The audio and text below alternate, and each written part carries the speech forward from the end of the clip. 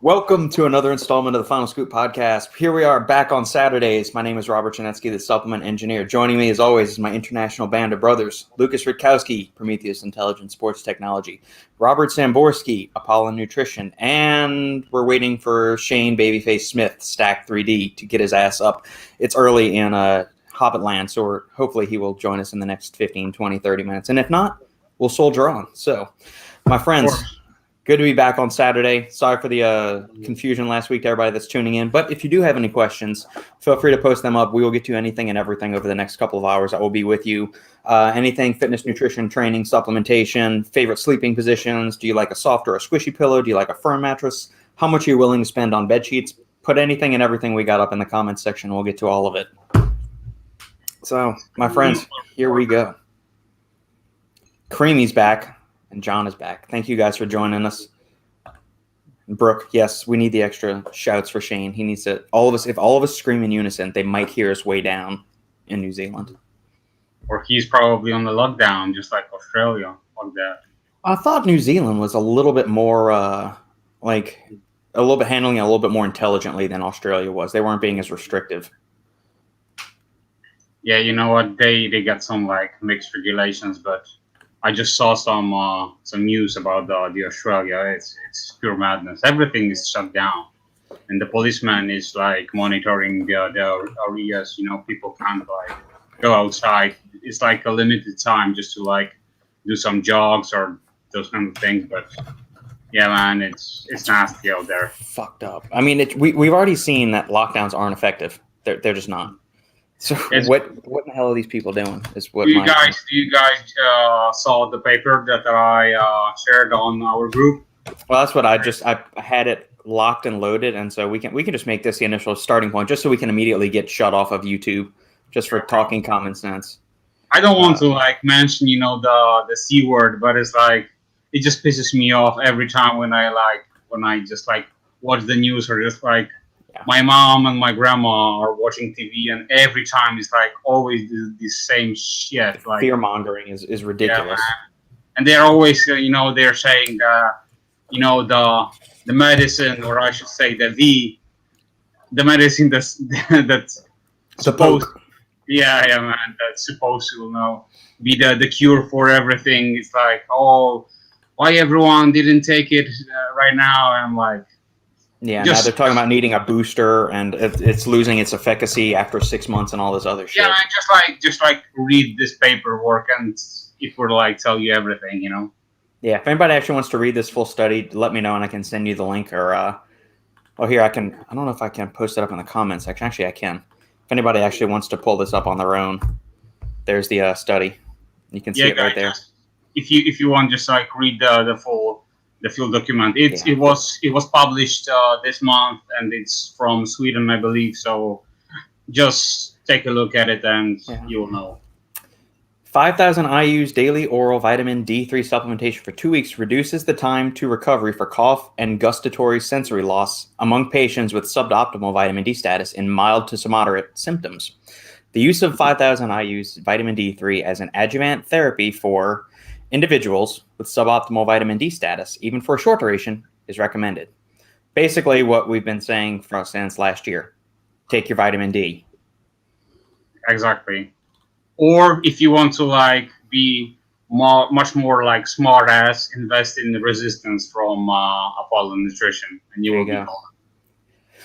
So before we hopped on, Lukasz and I were chatting about what my morning engagements were, and one of the moms, Lukasz, actually came up. She says, "Oh, so you're in the supplement sphere?" She says, "Well, what's really good right now?" She said, "Every morning I make my own elderberry juice. I take reishi mushroom." She said, "I was looking into this thing called lion's mane, but I don't really know. Is that more for immune system? Is that more for what?" I heard of it the other day, and I just thought, I'd talk to you about it. I thought, man, you're already kicking ass. You got your reishi mushrooms already going. You got elderberry. She was taking echinacea and some other stuff. Thought, man, she was on top of it. But she's one of these people that's like a super scaredy cat of everything. And if somebody sneezes 16 feet away, and she's running for her car. So, but to each their own. But yeah, what? Props to her that she's trying to something different than going to let's say pharmacy and asking for some drugs or something like that. Instead, she's going to the more different route as far as like medicine and trying something different. So yeah, Agreed. shout out to her. Exactly. Yeah. So it was good, and I'm very curious about this, and so. It's amazing how these things just keep getting published and they're not like super emphasized by Yeah, man. The thing is, it's the not journalists just like, out there. yeah, it's not just like one paper. It's No, we like, have a large body of evidence now. yeah, man. If I would like cite, every paper that's been published from 2020 to 2021, it's like such a large amount. So yeah, just like. But I don't understand why media doesn't like support this kind of findings and they don't share information about this. They're cowards. Plus, they're getting kicked back and paid off in some way. I mean, there is a massive network that of intertangled webbings and stuff like that. I mean, this isn't just a conspiracy. I mean, there's an organized effort to keep the fear mongering up. That much I believe, at least. Man, just to close the topic. How much the vitamin D costs? Yeah, it's nothing. Yeah. It's beans. It's probably less than beans. It's probably less than a month's supply of beans, for being honest. Plus, if you are like a cheap ass bastard, just go outside and just go walk around for an hour each day. Yeah, go outside. Yeah. Man. All right, on to happier things. All right, Brooke, I tried the macadamia nut coffee. It was amazing. Yeah, I love that. Macadamia nut. That was some seriously good stuff. All right, Lukasz, I will invest with you to get Rob to drink a dark chocolate macadamia nut protein. I would drink that. I have no issues. Oh, is he talking about? Maybe he's talking about Robbie. I don't know. I would easily drink dark chocolate macadamia nut. I love dark chocolate. You guys remember our conversation about the flavors of protein? Mm-hmm. And I said like the dark chocolate macadamia. Man, it's damn good. Yeah. Like I'm not a big fan, like Robert, of dark chocolate, but yeah, I'm a huge fan of macadamia nut. So I think, the combination is actually very, very interesting. I would like to try it. Yeah, I would be for that. John Drain, stim break is going well. No coffee this week. I've been doing half a mojito, half bare knuckle. Next week, just bare. Hey man, that's really good. I haven't had. This is the first little sip of stimulants I've had today, and I've been up since 4 a.m. It's 1 o'clock now my time, so that's good here, John. Has it been rough? Have you had lots of headaches or anything like that, or you been feeling pretty good? Paul, firm pillows all the way. I want my bowling ball of a head to have some support. Yeah, it's I need a slightly firm mattress and a firmer pillow, like one of those memory foam kind of pillows. Put that on there, not like the things that just squish down like that. And hard mattress, for sure. Yeah. Really love the Mojito Hooligan. Always been my favorite but the other flavors were not my favorite. Huh. Yeah, mojito seems to be like really, really taking off. I mean, a lot of people are raving about it. Interesting. I'm gonna have to try that. I'm typically not like in real life. I do not like mojitos, but I'm curious to see how y'all tweak the flavoring or something like that. Well, I'll let you on a little secret. The mojito actually came as a type of. I'm not going to reveal which type, but the manufacturer sent us a different type I've never heard of lime, an actual lime flavor. And I actually hesitated to try it. When I tried it, I was like, this is pretty good. So we kind of like looked around, like, what are we going to call it? I didn't want to call the actual name. I didn't want to reveal it. Yeah. So, it basically everybody agreed. It was suggested to call it a mojito. And, we tried, okay, and that's pretty much how it came around. But, the flavor is pretty solid. We're actually doing the same flavor on another pre-workout, and but it tastes, of course, slightly different because, of course, it comes down to ingredients. Mm-hmm. Yeah. Do you guys like the more tart flavors or sour flavors? I think on a pre-workout, especially if it's something that's loaded like Apollon, especially with those nasty nootropics and nasty stimulants, I think the tart and sour works a lot better than sweet. Yeah, I definitely like sweet and sour stuff over sweet and sour, or not sweet and sour. I'm sorry, tart or more sour things like a lemon Yeah. lime, a lemonade Yes. over something like fruit punch, blue raspberry. I like something to have a little bit. So that's why I like strawberry margarita a lot. The peach iced tea is good for bare knuckle. And find if I mix a little bit of something else with that, something that's a little bit tartar maybe, it helps to kind of balance it out, or just add more water and it kind of makes it. But yeah, I definitely like the tart stuff more. Something orangey, tropical or orangey, but nothing super sweet for me. I can't do So sweet, like for white grape or something like that. No, I mean I will if I have to, but preferably I like refreshing or tart things. so for all you guys, quick tip: if you have double impact, Mm-hmm. try to mix it up with lemon juice. That's But Oh. interesting. try to do a shot of lemon juice and the scoop of blood of our enemies. Man, it's a sipper. Is It's it? really, it's a sipper. It's a really good drink. And if you do add some extra ice cubes, man, Mm-hmm. it's Good stuff. ridiculous. Okay. It's really good. It's really good. Okay.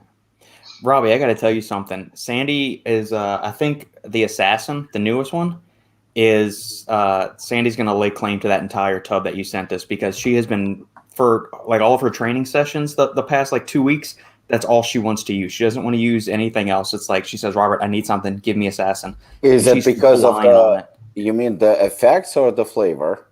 The effects. The effects, okay. Yeah, yeah. I mean, Yeah, she I loves it. have. She only takes a half a scoop, but I mean, that has got her zipping the whole damn day. You know what? I wanted to bring this up because, like, I appreciate you guys giving, so much love to the brand, and of course, I'm humbled by it. But I try to obviously, for obvious reasons, not to hype it up or talk about it too much. Yeah. But there was because, like I said, I just don't want to seem like everyone else who is like just bragging or pushing their products. This is not an Apollon channel. This is final scoop, but. I actually wanted to touch up upon on Assassin for very interesting reason. So I mean, it's no secret that the feedback's been absolutely tremendous, best we've ever had by far. So again, this is not a hype. I'm not trying to sell anything. I'm just stating the obvious that everybody is aware of. However, there was one complaint, just one, and I found it very, very interesting because the complaint was about the fact that that was fucking Lukasz, because the fucking stim junkie motherfucker who can handle probably 5 scoops was bitching about it. I'm kidding. No, but yeah, that was the complaint, that it was weaker than the FDN version. I honestly, I wasn't offended. I wasn't like it did. I want to say it did bother me, but at the same time, I see the point. It doesn't slap you in the face like everything else. So, like, for example, somebody like Lukasz, and a lot of people that do like stems and can handle stems, they were absolutely fine with the 6 and 6.5 version, but it wasn't as popular with everyone because some people claim that it's a little bit too strong or hits too hard or whatnot. Mm-hmm. It seems like this one, I think, while still hits very hard, it found a much larger market. But I expected that there's going to be one person or some people who will be complaining that it's not as aggressive as the previous one.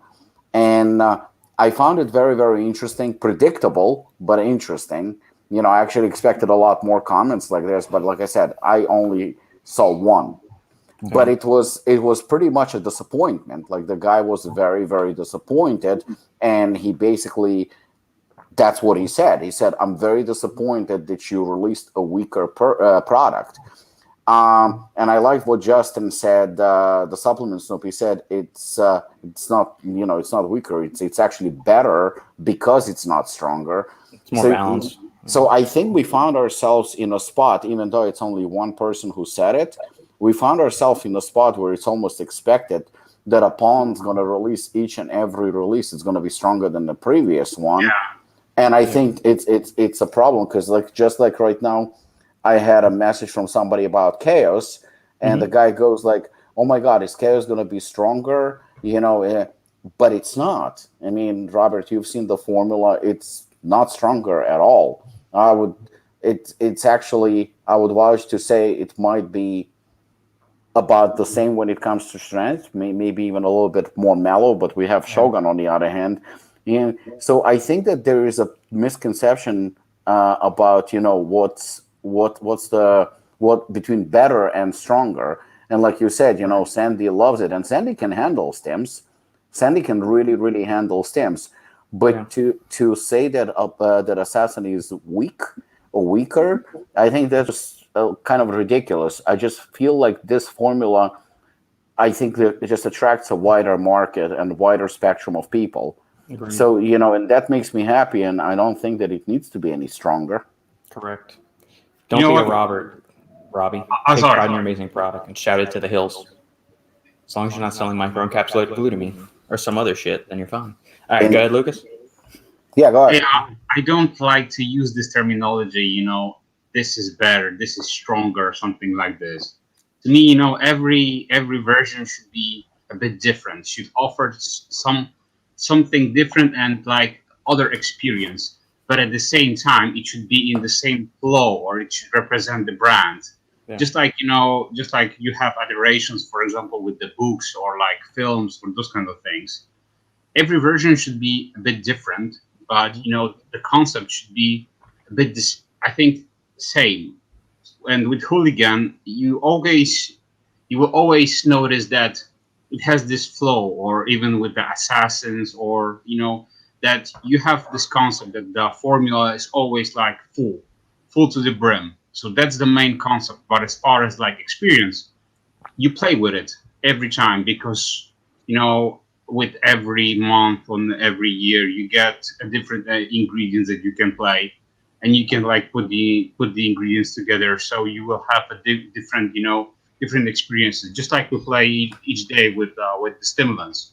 So that's my thing. I think it's cool that every time you're releasing something different, which allows people just to like okay, let's say this version will be good for Creamy, and this version will be good for Brook. So yeah, I agree. Plus, you need to understand one thing. There always be a person that's gonna say something bad. Yeah. You won't be able to satisfy everyone. But you know what? It's funny because but that's the thing. You will have 1,000 positive comments and 1 negative comment, and you always put your emphasis into like this fucking 1 negative comment. That's what my dad had a saying. He said, 1 oh shit ruins 1,000 attaboys.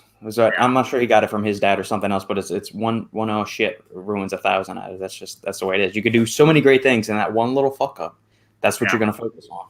Well, you know what? But I agree also with what Lukasz said, because it's interesting. As much as we bust his chops about the fact that he likes stems and tolerates stems and stuff like that, I've seen Lukasz saying about pre-workouts that contain 300 or 400 milligrams of caffeine or something, and he would actually give it a compliment that it's a great pre-workout. And I haven't heard him say like, "Oh, you know what? It's too weak," because it's not. I mean, it's not about that. And if something like Assassin or or similar product is weak for you, I think you have issues. Yeah. Paul, V6 is definitely more aggressive. I think the V6.5 may be more aggressive due to that yohimbine mix that's in there, but not better than V7. I think we all agree on that. Wheats, my Assassin V7 is on the way. I tried a sample and loved it. May become my new daily replace. I don't know if I'll make that my daily. If I make that my daily choice, that might be like the twice a week kind of thing. Yeah, but I like actually the end of it, replacing Shogun. It's funny how Shogun became a pre-workout in a pill instead of a fat burner. It's actually a lot of people are using it as a pre-workout. Yeah. Actually, I do too. Oh man, holy crap! Going back to our opening salvo, Brooke, I'm so over this fear mongering. People need to calm their tits. Best comment so far, Brooke. Wheats. Loving Apollon Shogun. However, I've been taking them daily and killing workouts. Would you suggest I cut down? Bar tolerance, I don't experience any negatives. That's a tough one. I think that if it works, then you can continue. If you feel like a slight dip or something like that, then probably it's good to take a break. Because I mean, Robert probably will answer this better than I will, but I don't know if there is an actual timing of how long you can use a certain supplement. I mean, well, it's in particular this one, because typically our body will adapt, but I don't think that there is an actual time frame when will it adapt. Maybe for some people it will happen within a week. Maybe for some people it will not happen in a month. But I mean, sooner or later, conventional wisdom dictates that it will happen. And once it does, I think that's when you should take a certain break. But I don't know, Robert, is there a time frame, like specific scientific, or not really? I mean, the prudent thing to do is probably use it for 4, 6, 8 weeks. And then, I mean, if that's the only thing you're taking, 4 to 6, 8 weeks, and then cycle off to something different. That's usually when we're in the realm of like super aggressive or exotic kind of compounds, not just your typical like caffeine, paradoxine, stuff like that. I mean, like the normal compounds, that's fine. But when you start getting into DMHA, urea, arimistane, all of these other kind of more aggressive compounds, that's when I think it's probably prudent to cycle those off. You don't want to be taking, you shouldn't have a need to take those kind of things every day. That's why. But we have longitudinal data on just caffeine itself. Taking that every day, that's fine. It's even associated with longevity. If you look at like the coffee research or black tea ingestion, where people are ingesting, 4, 6, 8 cups of these beverages each day. That's usually associated with improved cognitive function, longer lifespan. Now, obviously, that's epidemiological data. I can't talk right now. So they're all associational, and we assume that, hey, people that are having cups of coffee, usually they're probably sitting out, and then they're all in these older populations from the Mediterranean area. So they're not grabbing their Starbucks, driving in their car for 8 hours a day, chugging them. If they're sitting at a cafe, they have a more relaxed lifestyle. They're outside, they're walking, they're talking with people, getting, personal interaction, building connections. So there's a bunch of factors that go into this, but I think all supplements probably should be cycled to a certain extent. Creatine, you don't need to. Stuff like mushrooms, no, you don't need to. But when it comes to the stimulant side, anything outside of caffeine is probably prudent to cycle.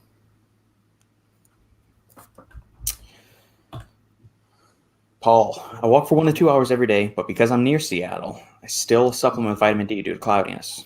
Yeah, and that's smart. Good one. Yep.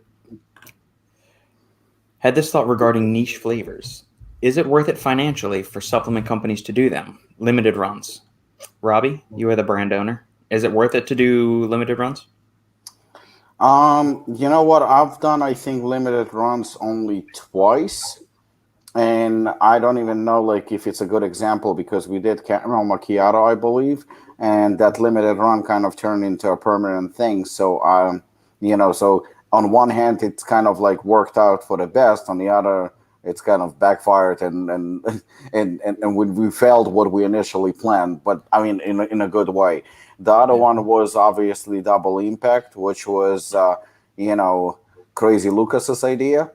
But and then it was also meant for a good cause. But again, limited run kind of turned into a good thing, yet at the same time nightmare, because now for the past couple of months it's on a daily basis people are demanding to bring it back, even though it didn't taste phenomenal, although Lukasz just gave us an idea how to improve the taste. So I don't know, but I think it's good always to bring something new, and I think it's always like good to bring excitement. It's a catch-22, because on one hand you're bringing something for a limited period of time, but people like it so much that, from a business perspective, obviously you want to use it to your best advantage, which is to profit off of it, because, I mean, you work so long on creating not the formula, but perhaps the flavor. You probably had you had to test it a couple of times before you nailed it.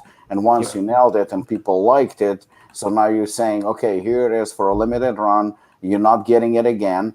And who are you hurting in the long run? You're hurting yourself more than anything, because what the fuck you're going to do? Go and create another flavor that's going to be permanent and yet you just discontinued something that actually worked. So I think it's a very, very, very tricky situation.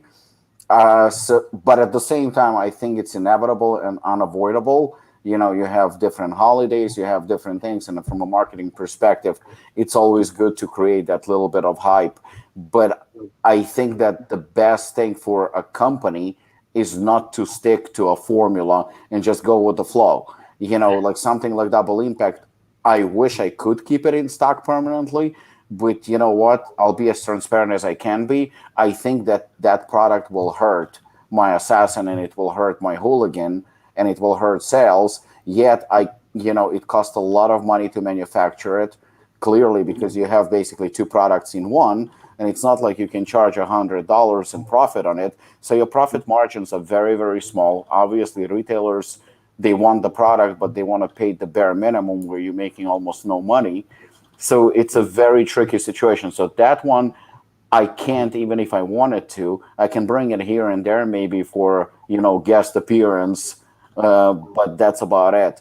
So I think you can stick to the formula. You just have to go kind of with the flow. Release products, release limited editions, and then just pay attention to, cost versus profit, I guess, and obviously popularity with your target audience, with your customers.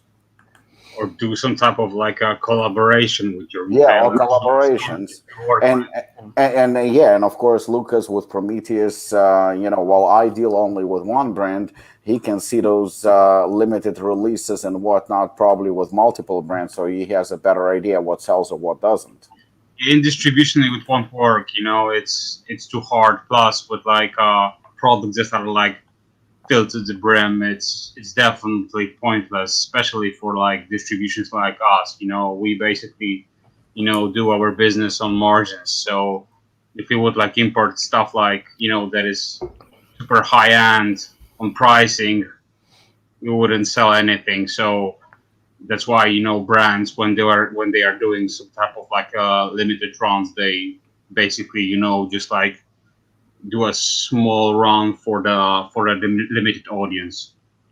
Yeah, I think a lot of it's going to depend on probably your loyalty of your fan base, like how, because I mean, there are brands that do the limited release stuff, and I guess the successful is how loyal is your consumer to other individuals. Like Ghost has the Guzman collaborations, they have the Max Tuning ones, and all the other ones.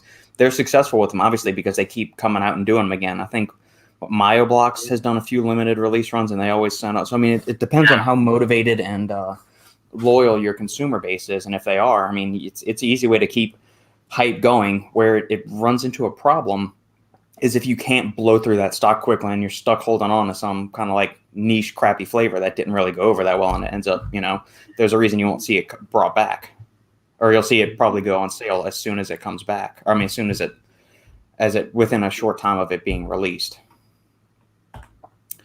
Persian lime. I've heard you say it before. That was the code name for Mojito? Yeah, it was one of them. We had Persian lime, and we had another lime also.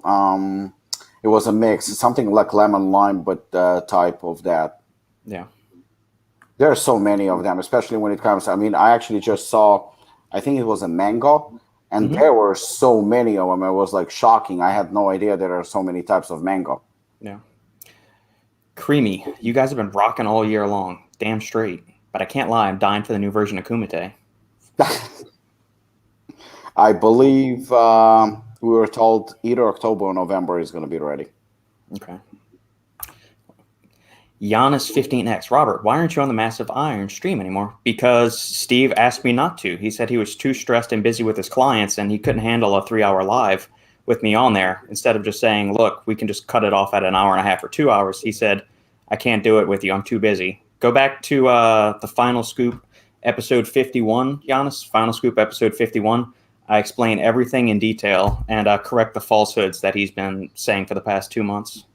Or in English, he couldn't handle how sexy and awesome Robert is, and he didn't want to share the spotlight, so fuck him. Yeah. Brooke, true, Lukasz. I have found that I have a similar reaction to stims as Sandy. More balance attracts a weirder demographic. There we go. Wheats. Creamy, me too. Kumite and Enigma are the last two products I need to own all the Apollon line, except Double Impact. Soon. Kumite is soon. Speaking of which, if you need to buy Apollon products, Robbie's been nice enough to offer people a discount if you use the code FINALSCOOP on any Apollon transactions. That will save you 15%. We should do some type of like a commercial or something. Yeah. It just pops in every time you mention. Stream it across the bottom. Thanks, guys. Love the advice. Guess my hooligan mojito will be gone sooner than I thought. Probably so. Or just double scoop it every day. Just 2 scoops. Pete Pasimus. What the hell's up, Pete? What's up, gentlemen? Enjoying a little final scoop while trying to get out of New York City. 2 hours of traffic. What are you doing in New York City, Pete? Pete is the only muscle player that trains. Every other is just like doing shitting. Eddie and Alan don't. Yeah, always shooting shit and just like playing around. Yeah, doing nothing. While Pete is like all the time at the gym and just like posting stuff. Yeah, props to Uncle Pete. Get it, Pete. Lukasz, going into your personal, I know you take a cornucopia of supplements. Do you do turmeric or curcumin? How much time you got? Yeah, I'm like wondering how much, because we're getting constantly. So there's a bunch of new curcumin forms that have come onto the market in recent, like different changing the bioavailability or improving the bioavailability or isomers or analogs of it and whatnot. And there's just different. So they'll package it in phospholipids, or they made that new tetrahydrocurcumin that's come out. Do you use curcumin, and if so, what form, how much, and where do you dose it out during the day? I use it twice daily, 400 milligrams. 400, you said? Yeah, 400 milligrams, yeah. And I use right now I got from 2 brands. Tested Nutrition is one of the brands, which Prometeus has in distribution. It's a Canadian brand. And the other one, which probably is like a staple, is Now Foods. Okay. I've got the curcubrain. It's like a complex. Is it standardized for 95% curcuminoids or something like that? Yes, exactly, 95%. Yes. Okay. Interesting. That's what I'm wondering. It's that I don't have that in the rotation yet, but I have a feeling I'm probably going to be putting it in there soon. For like gut support, joint support, joint immunity. Immunity, liver. It's all good things. It's a staple. Plus, if you combine it with let's say cysts. I don't know if you ever played with this ingredient, but yeah, I've messed with cysts before. Man, honestly, this stuff is so good. I remember like back in the days when USP Labs was like had the cysts in their lineup. Wow, great stuff. Yeah. And now some brands are still releasing it. You can grab it from SNS. Yep, I was going to say Primaforce has it too. Primaforce, exactly. I think Anova Farm still has it. Let me check their website real quick. Yeah, I think so. But that's a really good ingredient. Yeah, it's called Anova Farm is Super Cissus. Yeah. $40 on their website. I'm sure there's probably an athlete code or something you can do, and you get. How much is in those? I'll pull it up right here. I can see on my screen. Boop. It is. Come on. 4,800 milligrams. That's a nice dose. Yeah, 6 capsules, 30 servings, 5% ketosterone. 5%, yeah. Yeah, that's a nice dose.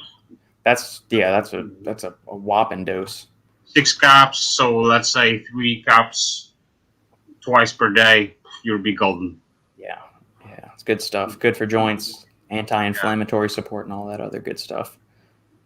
Also, what supports the absorption or the fatty acids comes from the omega-3s. So definitely you can stack that with omega-3s. Yeah. That's a combo. Thanks, Lukasz. Appreciate the support. And Robert, we were working in the city. How did working the job? Did job in Brooklyn this morning. Okay. All right. right. That makes sense, Pete. Creamy, who do you guys want to win the fight, Eddie Hall or Thor? Eddie is not fighting with Thor. I thought they were going to have a boxing match. Or No, something. so somebody got injured. Yeah, Eddie got injured, and he already had like operation on his hand. He had a torn bicep. So I think they're talking to Pudzianowski. Yeah. He will. Oh man, I'm gonna go for the Polish pulverizer. Yeah, he's gonna kill Thor. I mean, Mariusz maybe is not like the best fighter in the world, but he's very experienced, and he carries a punch. My money is on Mariusz Pudzianowski. I think he would fucking smoke Thor. When I saw the announcement on the Pudzianowski's IG, I was like, what's going on? So that's an easy fight for him. Thor's not gonna take it. Does Pudzianowski have any combat experience or fighting experience? Yeah, 10 years. 10 years probably right now. Yeah, because he fights in this Polish federation called KSW. Okay. KSW is very, very big. It's actually one of the biggest in the world. It's not very well known in the United States, but in Europe, I think they're among the bigger ones. It's a big promotion. I would say they probably, if you take out UFC and Bellator, they easily in the top 3, top 5, easily. Yeah, I would agree with that. Yeah, and Pudzianowski was actually he fought a few pretty good guys. His record is like so, but he can throw a punch. I mean, he knows how to fight for sure. Typically, his cardio used to be a problem because he was so massive. But, still, he has experience. He has I would go and say that he has at least 10 professional fights. Yeah, the only thing, with Pudzianowski is that right now he's too small for Thor. So he can, I actually think that's the reason why he will definitely fuck him up. Me too. Yeah, because like as far as the height, they're like Thor is bigger than him for sure. But if you compare like Thor to Eddie, there's like a bigger difference between them. But as far as like Pudzianowski and Thor, it's not the super major, Yeah, no, Pudzianowski will fuck him up. He will fuck him up. I mean, Pudzianowski, when he started, I remember I used to make fun of him because he was so big and he looked so stupid. And he would chase people, but if he would get you, you'd be in trouble. But only like in the first minute or two. After that, he would get so tired. No cardio. Yeah, no cardio. A guy that is like a quarter size would beat him up. But he lost size. He lost a lot of size. He's training consistently. He can definitely fight. He's not among the best in the world, but he can fight versus Thor, who is just a big guy. I think Pudzianowski would literally fuck him up so badly, it would be embarrassing. It's not even a contest. There is no way. Thor against Eddie, 2 big gorillas that can fight, it would be just entertaining. But Thor is pretty smart. He would never agree to fight Pudzianowski. Never. It's like crazy. No, not going to happen. Wheats. Can't wait to see the new Chaos formula also. Loved V2 when I went through 2 bottles. I believe you can actually check out the new Chaos formula on Stacked, can't you? He didn't post yet. I think Monday is going to reveal. Oh, okay. If not, I can just show it right now and just spoil the whole surprise. I'll scoop Shane. Since he doesn't have the balls to show up to this goddamn podcast. Yeah, Robert was involved in formulation, so he knows that, the changes and, I would call them improvements. But, I posted today on Instagram my experience. I experienced it today for the first time, full dose. And, people always expecting that it's going to be something, either we just talked about this, either stronger or more powerful or whatever. Not the case. Chaos is pretty much, if you like V2, V3 is V2. That's exactly the same formula with a slight adjustment, slight add-ons, and slight improvements, but the dish is served exactly the same. I mean, why change anything if it works? It's like, if people are expecting that the new Hooligan's going to look like Assassin, new Hooligan's going to look exactly like Hooligan with minor improvements. Yeah, it'll be good stuff. I'm good. Do y'all do a bunch of pre-orders, Robbie, on the site? You know what? We've never done it, but I think it's time we start doing it. Yeah, I'm curious from like a brand owner perspective. Is it just it? So whenever, for the listeners out there, when you go to order a product, you basically have to sync in all of your stuff. Like you have to pay for the run of the product, and then you're hoping to make all of that back once the product, like you get your product in hand from the manufacturer and sell it off. What I wonder is, let's say we want to tease Assassin V8 and we put up the pre-order on the site.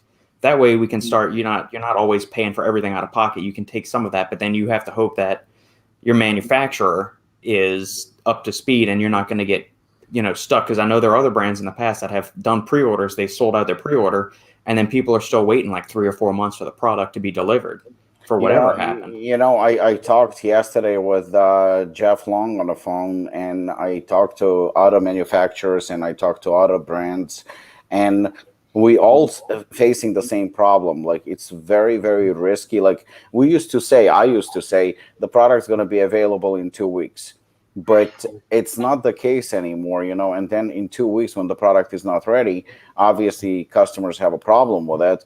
So right now, to actually predict when the product is going to be released, or to say it with any certainty, I would not advise anyone. Like, for example, we are very, very low on stock right now on a couple of flavors of protein. I believe on vanilla 5 pounds, I think chocolate 2 pounds, and I think caramel macchiato. All 3 of those should have been, the new batches, we should have gotten them, I believe, like 3 or 4 weeks ago. Mm-hmm. And we didn't. And our manufacturer who does our protein is pretty good, but we didn't get it. And, we're hoping that we're going to get it sometimes next week or in 2 weeks. But like I said, it's not a certainty. It's just a hope. And that's the reason why so many brands right now are out of stock on multiple products. It's not necessarily their fault, maybe not even manufacturer's fault. It's a problem. Also still a lot of things that are coming from China are sitting in customs sometimes for a very, very long time. And if it's something sitting in customs, they're not going to even talk to you. It's just one of those things that it's out of your hands, and then they can hold it for a week, they can hold it for a month, and you're fucked. It's like a domino effect, right? Yeah, certainly is. At Wheats, if you go to Stack 3D, don't accept the notification since Shane didn't show up. You know what? Since maybe if we watch, we'll go Stack 3D. Come on. All right, does it pop up? Does it going to say, do you want notifications? No? Oh, well, okay, here we go. We'll do that. We'll allow it. Since Shane's not here, I'm going to sign up for it. Wait, where the hell did the notification thing go? No? Okay. Well, if you activate it, then it will pop up. Okay, well then there we go. Bomar drops its sleep aid. Yeah, it's something new. Zinc, lemon balm, glycine, sodium, and the more common and known sleep ingredients, melatonin, GABA, theanine, tryptophan. Yeah, that's all good. I'd like to see the dosages. Me too. When are they going to release it? We don't have the dosages to share. Okay. Well, then maybe soon we will.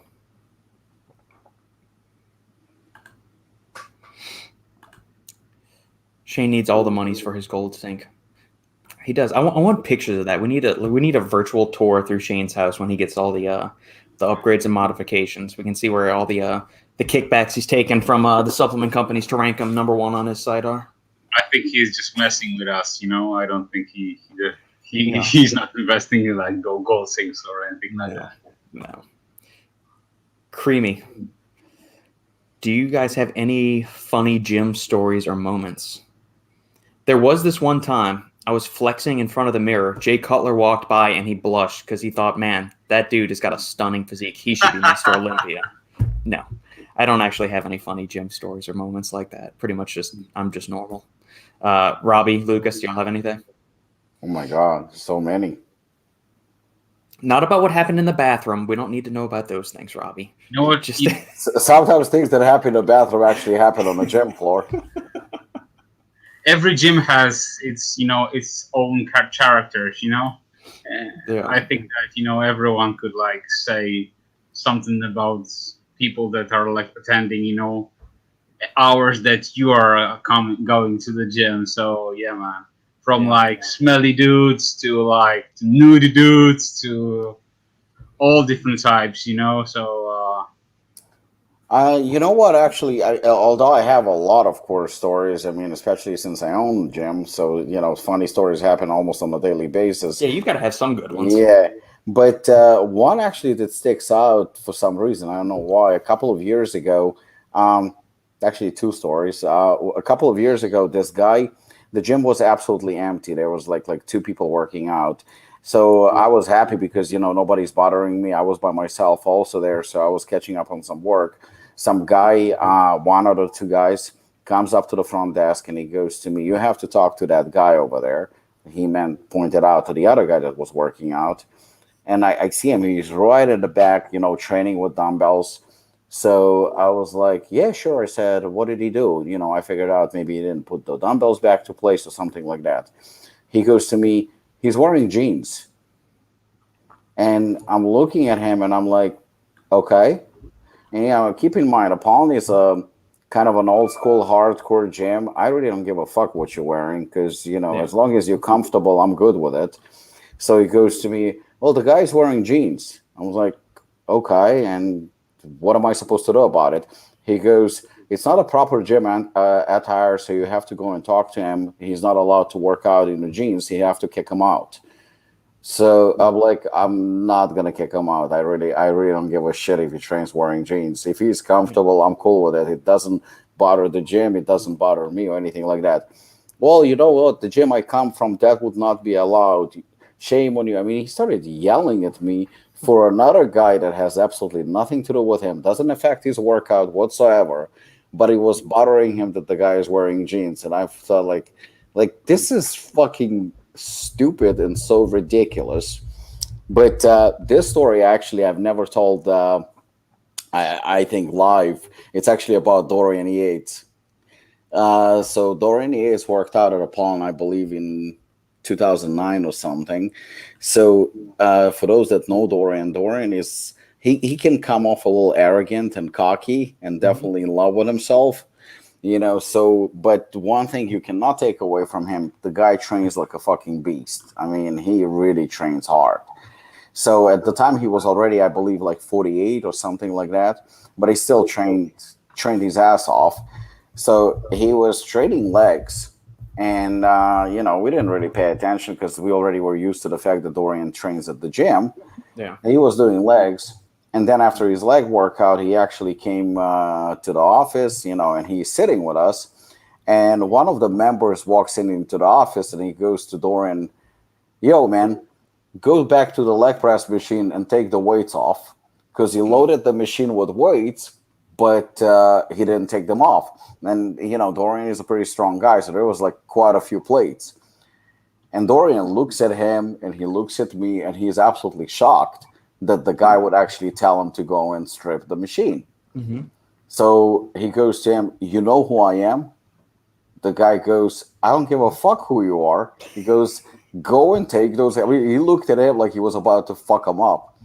Dorian looks at him again and he goes, "I'm 6-time Mr. Olympia." He says, "If it would be an honor for you to strip the weights off the machine for me." The guy looks at him and he goes like, "Listen, again, I don't give a fuck who you are, but you better go there and strip the fucking machine that you left all the weights on, or else." Dorian looks at me and goes, "Does he mean it?" I'm like, "Yep." Yeah, Dorian gets up and he walks to the machine and he takes the weights apart. It was so hysterical. He didn't expect that somebody's going to dare to say anything like it to him. it's what I would do. Wow. I will definitely go and say the same thing. Take your shit and clean everything up. I supported the guy 100% because I think that's, there is a certain gym etiquette that you have to, and not only that, being a Mr. Olympia, I think it's even more important that you actually set an example for others. So, Dorian was definitely in the wrong, but it was very funny because he almost got fucked up. Did you guys ever train at Dorian's gym? No. No. So I had a pleasure to train there with my boys like 2 times. And honestly, it's like it was, because it's closed now. It was like a shithole, but everywhere was dust. But once you because it's like a dungeon, you go downstairs to basically, and you just, once you go downstairs and you could smell the iron, basically. The atmosphere was crazy. The music was blasting and everything. But there was no gym etiquette, as Robbie said. Everything was just fucked up. Basically dumbbells were like on one end, then the other pair of dumbbells were on the next end. So it was like, dude, just like clean your shit up or do something with it. So, but now he has a much better gym, more glamour, right? At the Marbella, I believe. Yeah. So interesting. That's more fancy. Robbie, any plans on coming out with a sleep aid? Yes, 100%. And, we actually been going back and forth with Robert a couple of times on the formula and whatnot. It just, with so many new things that we are coming up, this one needs a little bit more attention, actually, and it's a little bit trickier, because this one we actually need to test out and see how it's gonna, work on different individuals. So it has to be tested out thoroughly. I mean, I think the formula is absolutely the bomb, and I mean, in my opinion, the best there is. But at the same time, while pre-workout, something like Hooligan is for a certain market or assassin, and that's our target market, and we're sticking to it. Sleep formula is obviously more directed to everyone. So that's the reason why we have to experiment a little bit and really test it out. We'll definitely get to it because the formula is pretty much done. Maybe just a couple of adjustments that need to be worked out, but we'll get some samples and we'll test it out. I don't think it's going to be out for the next, give or take, 4 to 6 months at least, just because it requires testing. And with everything right now running so late and so behind, I would imagine that it's going to be sometimes in 2022. Yeah, and a little sneak peek, we were putting 6,000 milligrams of Phenibut in there too. And testing it on Lukasz. Yes, 6,000 milligrams of Phenibut. That would be insane. Oh man. No, there's an ingredient that Lukasz and I have talked about, and I've talked about with Gerhard too, that I think we might want to be putting in there, Robbie. So we're going to need to tweak it some. Z? You mean Z? Oh yeah. Yeah, man. I've been messing around with that this week. I gave Sandy 1,500 milligrams of it last night, and so. Yeah, that's a really good ingredient. But I'm messing around with Kana for past a week since we talked with Aaron from Performax. Yeah. How much have you? How much did you take? Right now, I'm up to 2 grams. Is it the standardized for the standardized to no less than 0.5 alkaloids and 0.2% mesembrin? Yeah, man. God damn. It's hard to explain, but the difference between 1 and 2 grams is really big. So yeah, do you fall asleep faster or do you stay asleep longer? How is it? Give them give the listeners. 2 grams is like you're gone. You're gone. It kills you. It really kills you. It's interesting. But next morning, yeah, you feel like a champ? No, not at all. You're not feeling so good? That there's I wouldn't say it's a migraine, but you feel this grogginess, I believe. So it's a bit harsher, I would say, feeling than taking a larger amount of melatonin. Yeah. So I need to experiment with it, but as far as I wouldn't go up more than 2 grams. That would be crazy. I've never done more than I think 50 milligrams. I've never gone up that high. I mean, yeah. Damn, that's just me. So please. Yeah. Well, no, I mean, I've got a bottle of Kana Ease or Zembrin, whatever. I mean, whatever you want to call it. It's the standardized form. I've got a bottle of it in the pantry over in the kitchen. But I've only ever done 25 or 50 milligrams. It gives an interesting I mean, I didn't have much caffeine yesterday. I had a little bit, maybe about 150 milligrams total yesterday. But then that was probably around 10 o'clock.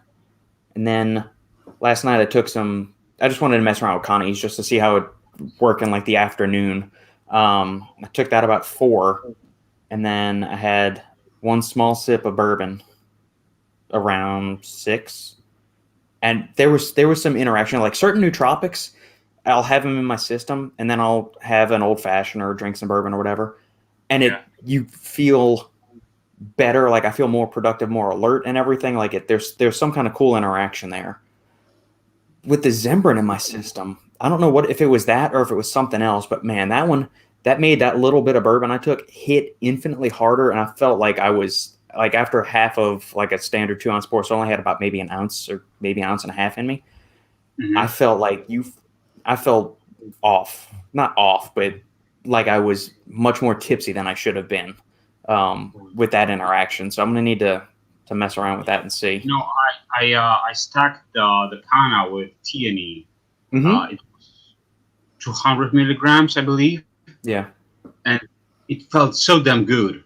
And in the morning, I was super fresh. I didn't have this grogginess effect that I mentioned earlier. Yeah. And I think that this combo can do some cool stuff. So yeah, I would still try to experiment with it, but yeah, I really want to try to maybe stack it also with reishi. I don't know how this will affect me. So yeah, something to think about. But yeah. What's the highest dose of melatonin you've ever taken, Lukasz? Because I know like the standard research doses are 0.3 milligrams to 10 milligrams, but then there's other studies like megadosing it. And I've talked with Michael over at Glaxon about this. Just like some of the people in like the biohacker sphere or like the longevity people are taking upwards of like 200, 300 milligrams of melatonin. No, I didn't play that high. I didn't play that high, but I went to 12. Oh wow. That was the highest point that I ever took, and honestly, after a good night of sleep, but you feel this grogginess effect. I can't like do a lot of melatonin, but 5, 6, that's a sweet spot for me. Yeah. Yeah, same. When I did, I think 10 the most, but I noticed once I cross 6, 8. I don't see much of an extra benefit. I sleep good, but I wake up as if somebody fucking hit me with a frying pan. Yeah. I don't feel good. It's not even a headache. I actually feel weak, like very, very weak, lethargic. I don't feel good. I think 2 to 6 is fine with me. You need to take at least a 1 or 2 hours to be refreshed. After a long time of sleep, so I think that's a bit nonsense, so yeah. I would do a moderate dose and just be well rested post, and in the morning you feel refreshed and you don't have this stupid effect, Very interesting. I was just pulling up another study. There was one that did 100 milligrams in people with sepsis. 100 milligrams. Yeah, it said we undertook a phase 1 dose escalation study in healthy volunteers to assess the tolerability and pharmacokinetics of 20, 30, 50, and 100 milligrams oral doses of melatonin. And that same research group, and so they've got another here. I'll just share my screen, so I'm not doing. I know there is any research that shows that it has a negative effect even in super high dosages, but it's fun. Yeah, I mean this one here, they were looking at it in night shift workers, and they said that previous studies, going up to 100 milligrams are safe and well tolerated with no adverse effects, maybe outside of grogginess. But they were studying 6 milligrams of the slow-release melatonin in this particular study. Very interesting. But I mean, melatonin, in addition to setting your circadian rhythm cycle, it's also a pretty potent antioxidant in the body too, and it's got some brown fat thermogenesis properties as well. Yeah, some the nighttime fat burners uses melatonin as well. Yep. Yeah. It's a very, very cool hormone. Yeah. All right, let's stop sharing that. Just like vitamin D. Yeah, exactly. Creamy. I'll definitely get a few tubs for my father. He barely sleeps.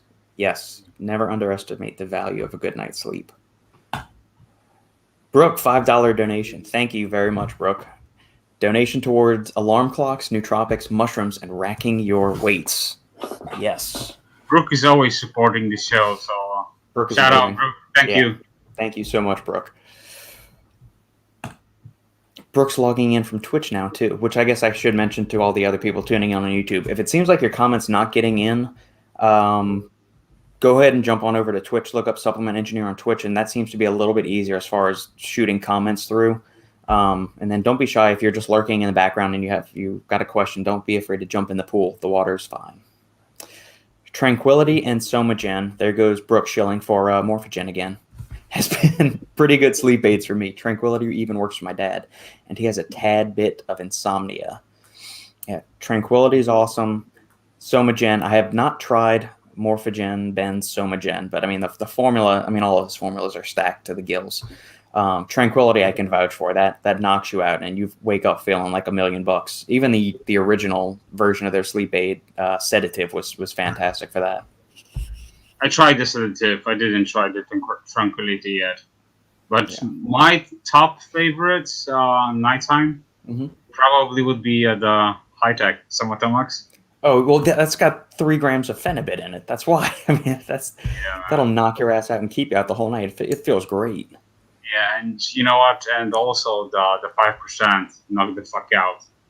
That's a good one. I tried that out when it first came out, 4 or 5 years ago now. Yeah, man, it's not super strong, but at the same time, the flavor was good. It was that kind of herbal tea chamomile or lemon chamomile or something like that. And it's really good. It's really good. Yeah, I liked it. Gosh damn it, not a groupie, I swear. I know, I'm just busting your chops, Brooke. You guys keep me entertained and informed. Therefore, I support. We appreciate it, and we're glad you find the 3 of us knuckleheads entertaining enough to keep tuning in each week. Yeah. Anything to make the cardio sessions go by easier. Oh, yeah, for sure. Yeah, I forgot. For some people, it's like a cardio time or something, right? Yeah. Did you listen to the latest Fuad podcast where he was talking? Okay, I've listened to the first half of it, and they were talking about doing cardio while you're texting on your phone. Mm-hmm. And Fuad said, I can't walk and text at the same time. Now, like, if I'm in the gym setting or I'm going on a walk or something, like doing cardio or whatever, I just like to go on walks. I don't necessarily consider it I'm doing my cardio for the day or something. I get bored of sitting inside or working. I need to go out and walk. If I'm doing that, I'm not texting anyway. Like I'm listening to a podcast and I'm just walking. Now, if I'm in the house and I'm on the phone with Rob, like we're discussing something or I'm on a text message, I'll walk around the house and I can text doing that. If I'm outside, I'm not going to do that. Now, as for cardio, like if I'm in a gym setting, I don't know if I'd want to be doing texting or not. But like Lukasz, can you text and walk? Can you do 2 things at once? Bro, of course. That's like the half of my day, honestly. Well, yeah. I was laughing because today I woke up at 5 in the morning, and at 5:45 when I was downstairs doing my cardio with my treadmill, I got a phone call from Russia, about the Mars bars. They were asking if they are available, and we got them in stock. Because the client wanted to make an order. I was like, yeah, damn, you can place your order for sure. Yeah. So, and I was texting with him like back and forth because he had some extra questions and he wanted to like transfer them to a different location and so on. Mm-hmm. So, yeah, but it's basically every day. When I go somewhere, I listen to a podcast while texting with clients or sending offers, those kind of things. And when I'm at home, and I'm like, for example, in my treadmill, I'm doing my work. Also, I also walk, just like catch up with all my clients, also via phone or via laptop. So, yeah. Yeah, it's easier to do that. Like if I'm outside, I want to be outside and kind of enjoying it. If I'm just sometimes it gets too damn hot outside. I don't feel like going and sweating my ass off, so I'll like do laps around the house while I'm texting or something like that, and I can do that. And that's a good way to kill time and just not be stuck behind a desk all day or on the sofa or something. You can smash like so much steps every day. Like for example, today I smashed like almost 40 45,000 steps. So yeah, Damn. yeah, I think the most I've ever gotten was 30,000. yeah. I think that's the most I've ever gotten. Brooke's got skills. She has a stationary bike interacting with the streams as child's play. Yeah. There That's you also go. good. Yeah. The hardest machine that to do cardio while texting is probably the assault bike. Oh yeah, that'd be brutal. Or that, or like one of those Versa climber kind of things. Yeah. Fuck that, man. No, there's no way. I'm actually trying my best to find that machine. I love that A machine. Versa climber? Yeah. Yeah. Are you still trying to add pieces to the gym, Robbie? Or like as a gym owner, are you always in that mindset of trying to add new pieces and get rid of old stuff? Or how does that work? Well, right now it's more like if I get something that it's worth it and a good deal or a good opportunity, then yes. In terms of like need something for the gym, no, not anymore. That's it. I mean, we are fully stacked. Yeah. Do y'all have one of those? What is it? The chain driven like pullover, lat pull down, like lat pullover machines that I always hear John Meadows and a couple of the other people talk about. Like this, I don't know if it's a Nautilus pullover Yes, or that's something. that's the one that Dorian made popular. Yeah. Yeah, we have that, and we actually have the original one, which is I mean today they don't make them, but yeah, it's like very few gyms that have it. Gotcha. Brooke, any new brands you see coming out with legitimate cutting edge products? Sorry to call out, but Cage Muscles probiotics seems sketchy. Yeah. No, I mean you're not calling them out when you're telling the truth. Actually, Caged Muscles was one of my favorite companies only a few years ago, and also not to call them out or anything like that. I will just try and say this: I'm disappointed. Last few releases, I've been very disappointed. Yeah, so this is the product to which she is referring. It is endurance enhancing TWK10 to debut in Caged Muscles' upcoming probiotic. So what they have, this TWK is made by Lonza. Lonza is a company that puts out carnitine. So all the liquid L-carnitine that you see there are the company behind that. They've got a bunch of other branded ingredients that they sell under their umbrella of stuff too. And just pulling this up because I saw Brooke's question in the feed and I kind of did a little hunting in the background while Lukasz and Robbie were riffing. They seems that they tested it in some athletes. I can't find the actual studies. So that, there's that, but it says in-house research. There's actually here. Let's see if we can find, there's the study itself. Let's see if we can find that. Increased exhaustion time. So this specific strain of bacteria is supposed to, help with the improve the endurance and the other stuff, right? Yeah. That's the main concept of it. Yeah. Up to 75% increase in endurance. See, do I think it's something specific about this strain? Like, is it enhancing your body's ability or your muscles' ability to utilize nutrients? I don't know if it's that thing. I think it's more about optimizing gut function, so you're possibly absorbing nutrients better. But I'm not a gut health guru by any means. So this was something I would need to dig into. Is it going to be more effective than other potential forms of probiotics? I don't know. I know Gabrielle Fandero, who I had on the podcast earlier this year. She actually is a gut health guru. She was part of a team of people that did a research review on the effects of probiotics in athletes, especially I think in regards to, I'm not sure if it was interval training or just endurance training. And they found that there is some evidence for it, but it's more of a case by case basis than just kind of a across the board. Yep, it's always going to be a good thing to do. I still think it all comes down to your diet, basically. If you have like this variety of products and like fiber, and you keep going to like, if your gut is happy, then I'm sure that you will feel better. You absorb foods better. Right.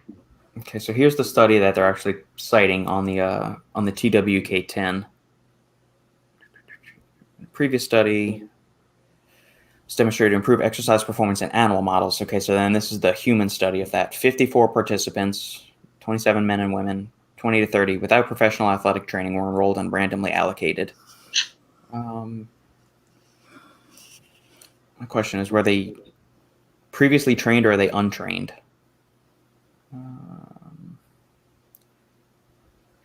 Previous studies have demonstrated the effects of probiotics on exercise performance and associated physiological responses. A mixture of two lactobacillus strains exerted strong antioxidant activity that neutralized athlete oxidative stress induced by intense exercise after 4 weeks of ingestion. Attenuated increases. So TNF alpha is an inflammatory marker, but had no effect on body composition, poor performance, hormonal status, or gut permeability. Limited to large effects on GI structural integrity, endotoxin translocation, and immune modulation. Okay. Without professional athletic training. So they could have been recreationally trained. So I'm not sure how they describe that. So is it somebody like, me, Robbie, and Lukasz, that we're not professional athletes, but we're training consistently? Or is it people that, train once every 3 weeks kind of thing or not? We don't have pro cars yet. Yeah, not yet. I'm coming for it. I'll step on stage in a couple weeks. I'll be ready. I'll earn my pro card. Let's see if they got anything else good to say. Let's get into the discussion section.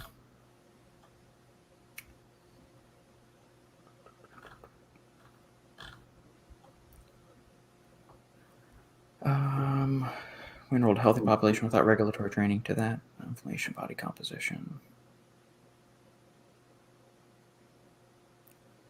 6 weeks improved exercise performance, which is consistent with our previous report, where the exercise performance of the TWK group increased by 36.76% compared to placebo.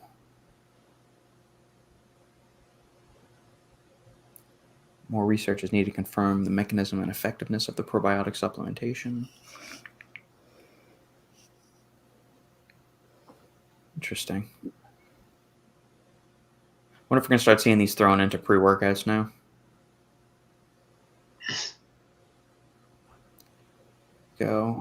In the animal model, liver and muscle glycogen increased in the TWK administration group, decreased the muscle uptake of serum glucose, and increased type 1 fibers, resulting in more energy supply from fatty acid oxidation instead of glucose.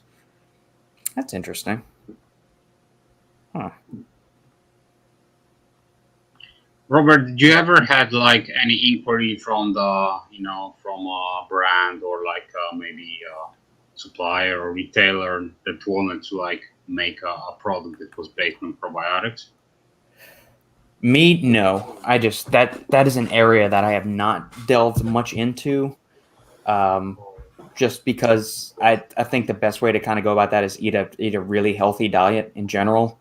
And from my discussions with Dr. Fondero is that some of these probiotic supplements you'll see can be effective. Some of them aren't stable at room temperature. They need to be kept cold. And if you're just throwing it into a supplement that's going to be on the shelf, they're probably dead, or they won't survive transit through the stomach and then into the small intestine and all of that stuff. So it really kind of depends. It's strain specific, and then it's also individual specific too. So that's in those kind of instances, it's not my strong suit in any way, shape, or form. I'm not going to pretend to know a whole lot about it or say, yes, you should be taking this blend of probiotics or not. My thing is always go back to get enough sleep, manage your stress, because all of those things can screw at your GI system as well. Eat a really well-balanced diet of fruits, veggies, whole grains, lean meats, all that good stuff.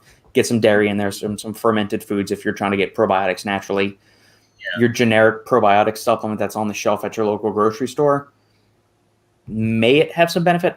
I don't know. Who's to know whether those cultures are alive, or provided that they actually are alive when you ingest it, who's to say they actually colonize in your system? Because if you don't need them, then you're just going to excrete them, which is fine. But are you just paying for more expensive poop? Yeah.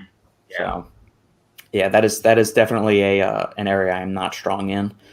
Just because I haven't, there's enough other stuff occupying my attention, and I'm not overly interested in delving into the gut health area. I know it's got a bunch of other benefits, and because the gut affects the way your skin looks, it affects cognitive function, it affects mood, it affects physical performance, all these other things. It's just as massive as the gut microbiome is, we know one billionth of everything that's going on down there. So to think that somebody's come up with this revolutionary probiotic that is universally going to be effective for all people, we're just not there yet. We don't have the research or the evidence to supply that. We have, in certain populations, one particular strain may be effective. Is there enough studies to show that one strain is going to be good for everybody across the board? No, we don't have that data yet. So, we agree. Yeah. Lukasz, being in your Europe area, since you're in Europe, Lukasz, are there any functional foods, proteins, or overall supplements that you enjoy that aren't really available in America? Man, there's so much. It's hard to like say just like one or two products. We work with few brands. I would like give you like 4 examples since I shared some of the posts this past weekend. One of the brands from UK, which is like Skinny Foods KO, they produce like syrups, sauces that are like 0 calories, those kinds of things. They have like pizza that is like flat pizzas that you can like build your own pizza, do only toppings and those kinds of things. There's like a company O-Team that makes like delicious cookies, protein bars, which are like completely different as far as like flavor than like Americans or those kind of things. GOT7, which is from Germany, they released recently the sausages. They were posted on Shane's site. You got like two different varieties of sausages. Just like put them on the grill, and you got like high protein sausages that are like super low in fat and low in carbs, and like those kinds of things. And people are like demanding them, and the functional foods are like growing so much. In this past year, and due to also the COVID, the interest of stuff like this dramatically increased. We also like changed our like offer since last year due to the fact that many gyms were closed, so the retailers were also closed. They couldn't like sell their stuff in their stores, so everything went online. And what sells online, stuff which is like easy to sell, drinks, protein bars, shakes, those kinds of things. So yeah. In like a big glimpse, but there's like a tons of stuff from Russia. There are meats that you can buy in a jar. So yeah, man, so much cool stuff. I'm shipping more stuff to Robert, so he will be testing some stuff. Yeah, the package is already on the way. So yeah. Damn, son. Yeah, I did good this week because I had some free time, so I could like go to the store and ship bottles and those kinds of things. So yeah, man. Yeah, it's much appreciated, my friend. Plus, I'm really happy you enjoyed the honey. Dude, that stuff is so good. Like we've still been like a couple times a day we'll just go and like have a little nip of it here or there. It's legitimately really good stuff. You didn't mind the consistency, right? No, like it's got a little like texture to it. I like the texture on it. It's good stuff. Yeah, that's good. I'm definitely down with that. Yeah, I think Shane and Lukasz would agree with you on that, Brooke. The U.S. is behind on functional foods. Yeah, I hope that like this year probably not gonna happen due to like the entire situation with Corona, but hopefully next year we all be able to meet at the FIBO. So you guys will see. We probably should do like final scoop at the FIBO or something, so people will see That'd be fun. I love FIBO. Yeah. What's going on, JoJo?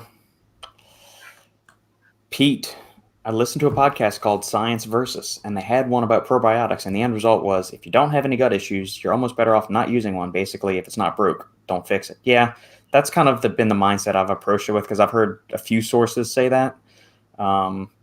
But I mean, like I said earlier, I'm not an expert on. I'm not going to pretend to be, or come off as like some pseudo intellectual on gut health. Just if your GI system's not jacked up, why throw more stuff into it that may or may not have an effect?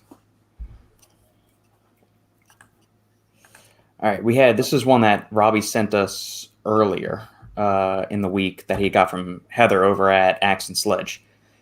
Supplement label red flags, and how will the supplement industry adapt to rising prices, supply chain issues? I see many brands increasing prices already, especially for protein. Will we see a rise in price or worse, drop in quality? Robbie? No, I think we've been seeing drop in quality or consistent poor quality across the board for decades. I don't think that anyone can surprise us for that. I mean, it's not something that we have any problem with, because if it's bad, you kind of get used to the bad situation. So I think we're going to see a continuation of majority of brands producing shitty products. I mean, that's not going to change. And I still think companies like Apollon, companies like Morphogen, they're going to consistently produce good products. And because not just because we are so good, but I think because our customers demand nothing but the best from us, and there are certain expectations. So I think the trend is going to be is like, if you were shit before, you're going to continue being shit still, and you have market for shitty products as well. Again, this is probably something that Lukasz can attest to, because they in distribution.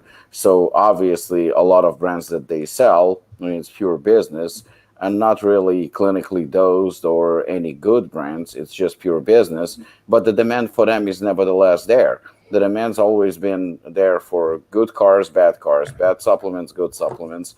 So I don't think that's going to change. However, the cost increase across the board is affecting everyone, whether you're a big brand or a small brand, or you produce good quality products or shitty quality products. When citrulline is up, even if you're using 1 gram of citrulline or 6 grams of citrulline, your cost is still going to be up regardless. So it doesn't really matter. That puts you in a situation where you don't have a choice. You are forced to increase prices because it's called inflation. So it's not something like, where you go and say, okay, let me increase the price just because I feel like it, or there's a demand and I'm trying to cash on it. You just don't have a choice. I just received a new batch of Hooligan, and one of them was Mojito. Apart from Mojito, we actually, I think, got all the flavors back in stock. And I honestly I was a little bit surprised, but then I realized, there is nothing to be surprised about. Once I saw the bill, I mean, our prices for Hooligan, I think, increased by about $1.50, maybe slightly more.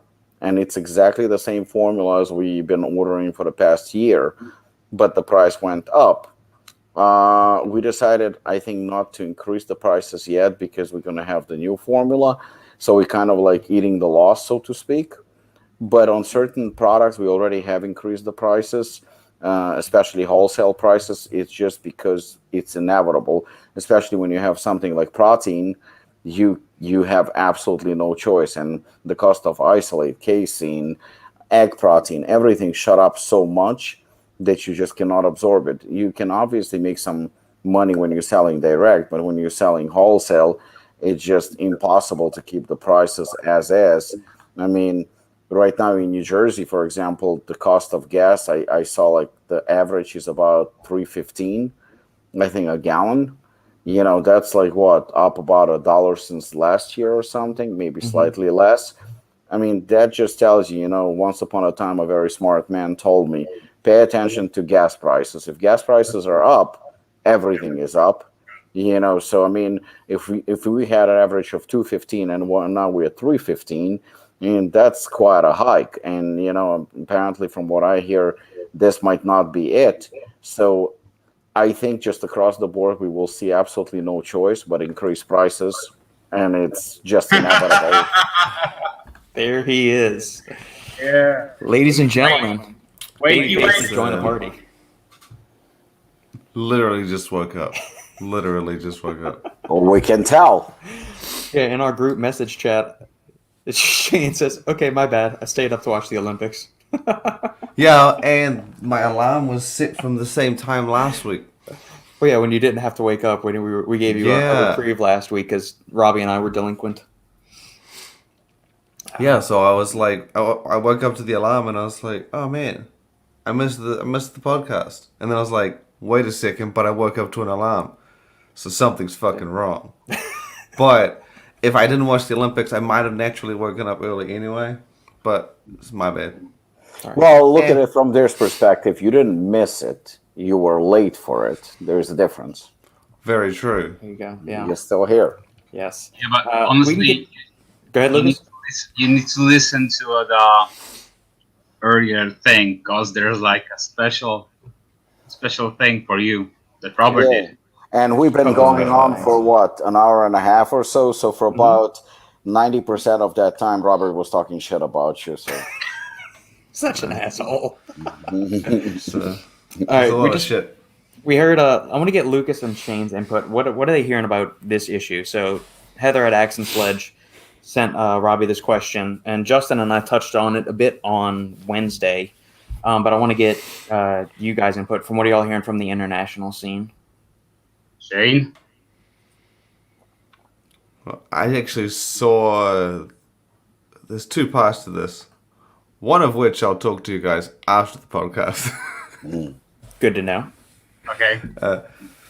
The other one, I actually just saw. I think it was Sarah Boma just posted up on her Instagram, and she had like a little note saying, it must have been from a manufacturer, saying something like, "These are the price increases you'll get on 2 pounds of concentrate, then isolate 5 pounds," and yeah, she was saying, look, do we just hold off and, wait till prices get better, or do we just absorb the cost, or we just split it with the customers? And she didn't really, say any answers. She was just showing, this is what we've got from customers. And I was trying to remember how much. I think it was I'm assuming the prices she had on a story were that of how much things were going to jump up, not necessarily how much they were going to cost her. Oh, it's not on there anymore. Oh well. But yeah, it was interesting that she kind of shared that stuff with the fan base. I thought that was pretty cool. But I haven't really seen any protein powders increase in my part of the world. But what was it? 2 months ago, I bought 36 pounds or some shit of isolate concentrate blend. And I was like, you know what? If it gets worse, at least I got enough to last me a while. You'll be good for a while. That was the thinking.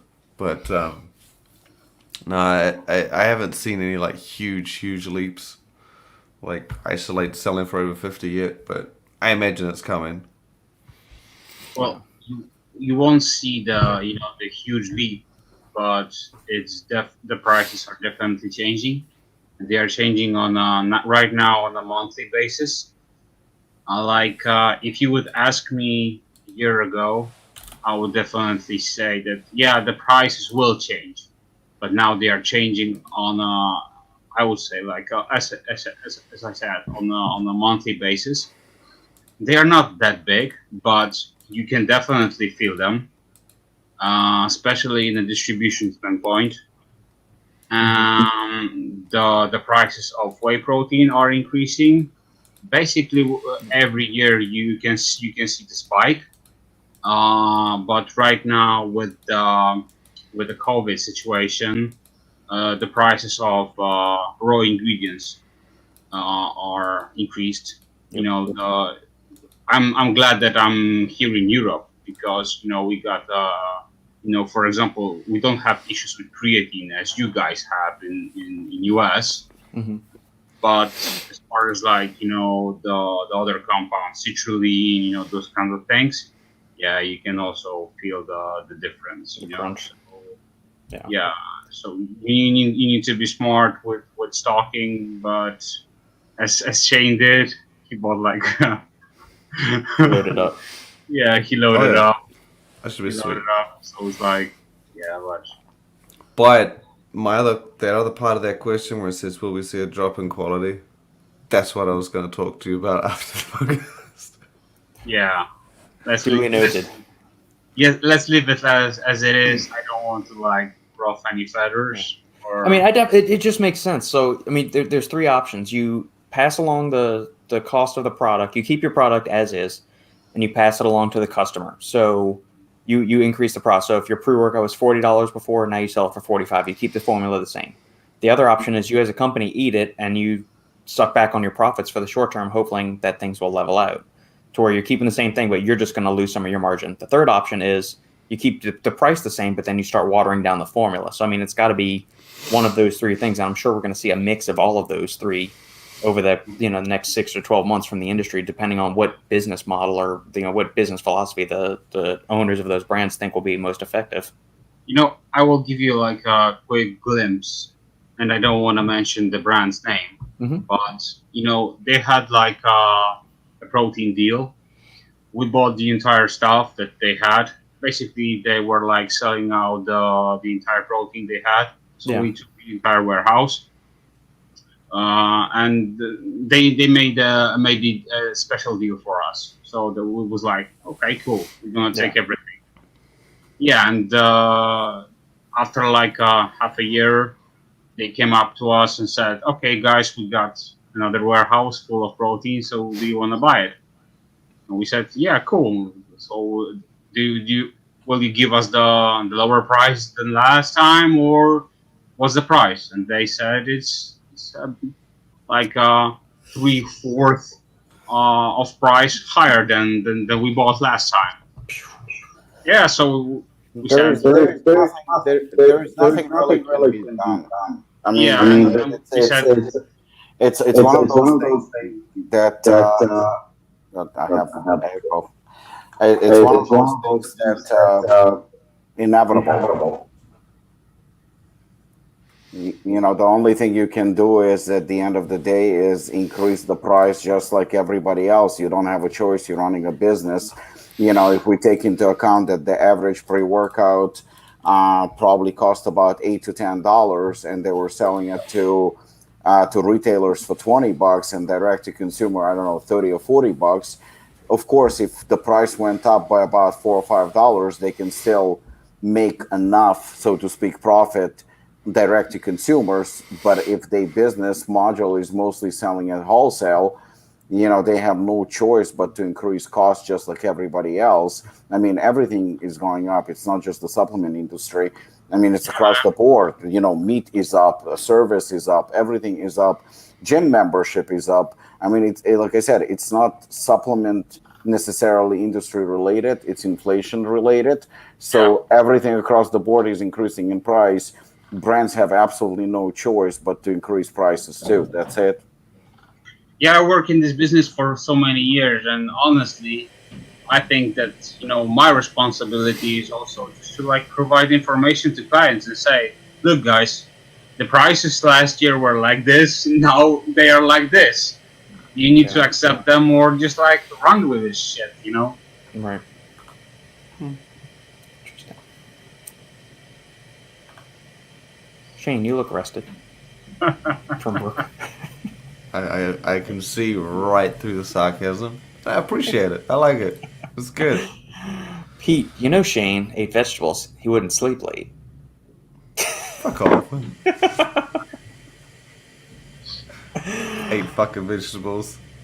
We have to go down this road again. We're gonna every week. Jojo, any thoughts on why prepackaged meals, protein shakes, and protein bars are usually not correct on the calories? For example, Alani Nu shake, 20 protein, 10 carb, 3.5 fat, claims it's 140 calories, but it's more along the lines of 151.5 calories. Basically, the food labeling stuff, the nutrition facts, supplement facts, they allow a certain percentage of wiggle room on there, and so that's basically any packaged food, you try to add up the exact macros. The calories are never going to be 1-to-1. That's why you either track total calories or you track macros, and so you just stick to it that way. Isn't it like the like on the carbs, and like they don't necessarily like if it's like 21.7, they don't put 21.7. Sometimes they'll just put 22 or whatever. Round it up. But when they calculate the calories are indeed based on the 21.7 or something. And then I've also noticed that isn't there that I'm trying to remember the sweetener, and it doesn't necessarily count calorie for calorie. It counts in a different way, but it's Sugar not really alcohols? listed. Yeah. They count it differently, and then not every brand I've noticed always puts that kind of thing on there. So I believe fiber is like 3 calories or something. Yeah, then in the UK you get fibers, not because in the US carbs are counted with sugar and fiber count towards carbs. In the UK, Right. Yeah. fiber is listed separately. It's not considered. It doesn't count towards the carbs. So you'll have carbs at 10, 5 of that sugar. Then you'll have fiber maybe 10, and that's separate. Mm-hmm. And whereas in the US, the fiber combines with the sugar and then with to make the carbs. But I know what he's talking about. And yeah, just shoot, just go count the protein and just cross your fingers. Rice, Yeah, chicken. be consistent. Whichever way you go with JoJo, just be consistent in the way you track it. Like, don't go one day just counting calories and the next day you switch to macros. Figure out like one way. Same thing with do you measure your chicken raw or cooked? At the end of the day, it doesn't matter so long as you're consistent with however you're doing it that way, because all of these things are just approximations anyway. Like the calorie calculators you find online, it's going to give you an approximation to where you're going to need to dial in your own actual calorie needs, because it's going to vary it could vary substantially from one day to the next, depending on the training session you have, how much NEAT you've got going on, like how much fidgeting are you doing a day, how much like non-exercise activities are you doing, like you doing extra cleaning around the house and all of that stuff. So whichever way you are going to do it, just try to be consistent across the board. So if you're going to cook up a batch of ground meat or chicken and you want to always track at the raw version, then always go with that way. Or if you have cooked, go with cooked, and just, stick in the ballpark, but just try to be consistent in the manner which you track your stuff. Brooke, sarcasm? Never. We don't understand sarcasm, or we don't approve of it on this show in the least bit. We shame people at sarcasm. There's a fucking whole bunch of sarcasm. Alex Peterson. This is a question for Robbie. If Robbie can wake up. There we go. Does Shogun pose a nut allergy risk with the juglans that is in it? Well, I haven't heard anything like it, but, due to the requirements, obviously there is a possibility, and that's the reason why typically there is an allergens warning. But again, I haven't heard anything like that, but to rule it out completely, I wouldn't. I mean, so it's usually, I think with nut allergies, I don't think it's the tree. Like, it's the actual, and so we're not actually getting walnuts. Like, the extract in there is not walnut extract. It is walnut bark extract. So it's the bark of the tree, not the actual nut itself. Exactly. You're 100% right. Typically, some manufacturers will still post like a little warning as a disclaimer, but you're absolutely right. I mean, it's not an actual nut tree, so there is no actually direct reaction. So even if you're allergic to nuts, chances of you getting an allergic reactions are probably slim to none. Yeah, but always keep an EpiPen or your local emergency care on speed dial, and then find out from there.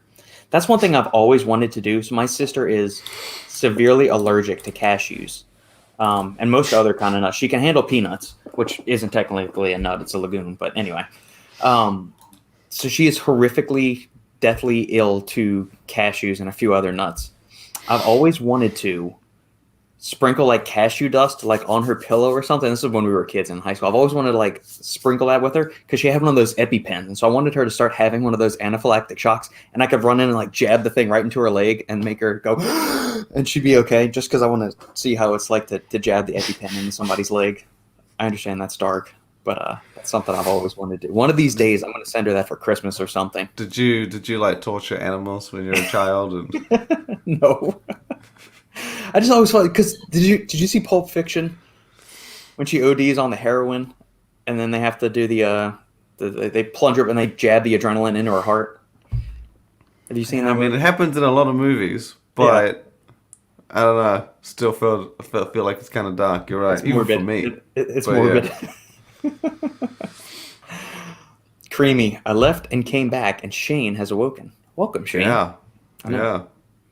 The sex It's a good appeal of the time. show just went up 10% when you joining. More like 15. It's 15%. Give him some more props, man. Yeah. Don't let Robert have a knife in his hand around you after hearing that dark story. No, I'm safe with a knife. I'm duly skilled with a knife. I'm not going to go stab But somebody unless you're having an allergic reaction. Don't say like, oh, I'm not going to stab someone. The two are very closely related. Like it's not No, I like would just stab you with an EpiPen, not an actual. yeah, but you butcher still knife or want to something. stab someone. I just want to To save her stabbing. life. Do it to save her life. After I put it in danger by giving her cashews. Yeah, that's the twisted part. Well, she's on the dark side now. She works in the pharmaceutical industry. She's a pharmacist, so we're at odds on a lot of things these days. Oh, you so know? she's playing with the real supplements. Yeah, she's got the good stuff. Brooke, listen, the only thing that gets Robbie riled up are PP and things inaccurately labeled as hardcore. And there we No go. arguments. Oh, here's a good one. I've heard this on Fuad's podcast before. Creamy, would you rather have no arms or no legs for the rest of your life? Mm. I'm going to let Lucas lead off with this one. No legs. You serious? No legs. What if you had one arm and one leg and then you were missing one arm and one leg? That's not the question, Robert. It says no arms or no legs. No, you can't Doesn't change. say. God damn it! Why you gotta be a dick and just go? "Oh, what about 50-50? There's two answers there, man. It's A or B. I think I would rather. I need my arms. I mean, Yeah, you do. I like of all the days of training during the week, legs is without question my favorite day. But I'm thinking like practically day-to-day living, you're gonna need. I'm not gonna try to feed myself with my feet or type on And- my computer with my feet. You Yeah, see I some don't- monkeys. Monkeys can walk with their arms. It's no big deal. Yeah. I remember one dude that was like without legs, and he was like doing CrossFit or something. He was like jacked as hell. His arms were like mind blowing. Yeah. But yeah, I think that as harsh as it sounds, I would go with like no legs too. Yeah. Yeah. That just seems from like being able to cook, fix stuff, wash your hair, shower, things all like just basic. Interesting question. If you have no legs, right? Does that give your body the ability to grow your upper body more? Because it's not going to be trying. I'm not. I think so. Well, yeah, because your recovery is going to be a lot better. Because it would be different to if you didn't train your legs. Because your legs are still there. You'll still be walking. Your body will still be kind of trying to recover them. Yeah. On this occasion, your body's like, it's got nowhere to go. It's don't have to do the legs. Yeah. So theoretically, would it still not have the same amount of power to recover the same amount of muscles, and it would just be able to put all of that into your upper body? I mean, there's a natural limit to how much mass you could put on. I think you would experience quicker gains, and you could probably build a little bit more just because you're not going to have as much taxing on your systemic recovery ability since you don't have to worry about lower body. Because it's not that you don't have to worry about it. Your body subconsciously would be like, where did it go? What do I recover now? Let's just put it in the biceps for once. That'd be nice. you could definitely ramp up your training value. You could handle like 3 bicep days a week instead of like 2 or 1. Interesting. You could seriously ramp up volume if you don't have to worry about an entire half of your body training it. Would that be different if you were born without legs? I don't know. I Because think your body's natural recovery ability would probably adjust, would it not? It would be different because it would never have needed to recover your entire body. Right. It's a good questions. I mean, this is an good interesting question. question. If any of us ever lose our legs, then Does let me anybody know know. an endocrinologist we can speak with about hormones and missing appendages? No, we want the bro style. If someone loses a leg, let me know if your arms get bigger. It's just There you go. I know that that Olymp was sponsoring this black guy that didn't have legs, both legs. He didn't have any legs, so he had like this, bionics, this cyborg legs. Mm-hmm. But I don't remember. I'll recall his name, but I need to check. But I don't know if he's still sponsored by Olymp. But yeah, this guy was. oh yes, I know who you're talking about. You know what? Yeah. Yeah. Yeah, but he was a bodybuilder, was he not? Yeah, bro. He was like fucking jacked. Yeah, I mean, yeah, he was very jacked. Yeah, I mean, most bodybuilders are very jacked anyway, but That's what I'm thinking. Maybe interesting. maybe there's something in your theory. But, Maybe so. The only thing Shane gets riled up about existential questions and vegetables. Don't forget Right about carbs. vegetables. Not I don't care carbs. about vegetables. Just rice. Just rice. I don't really. I mean, it's not really rice. I just don't eat carbs at all anyway. Yeah. Well, there you go. Back on the train. Do I want to be famous? Yes. I want to buy Oh. followers from your overpriced service? No. Don't you want for to buy commenting. followers, but you really got me with that initial question. I do want to be famous. Do you have to buy the followers? Yeah. People still do this shit. What are primes? Seriously? Something on Twitch. I have no idea. Yeah, You but can buy primes? honestly, what's the point of I don't know. I mean, you do it You know so what? you can have 20,000 subscribers on YouTube and I only know- average I know. 150 views per You video. know,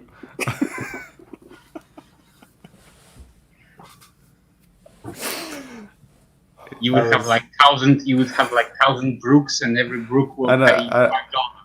I know what Robert was talking about. Then you could charge $1,500 for a blog post and a supplement review.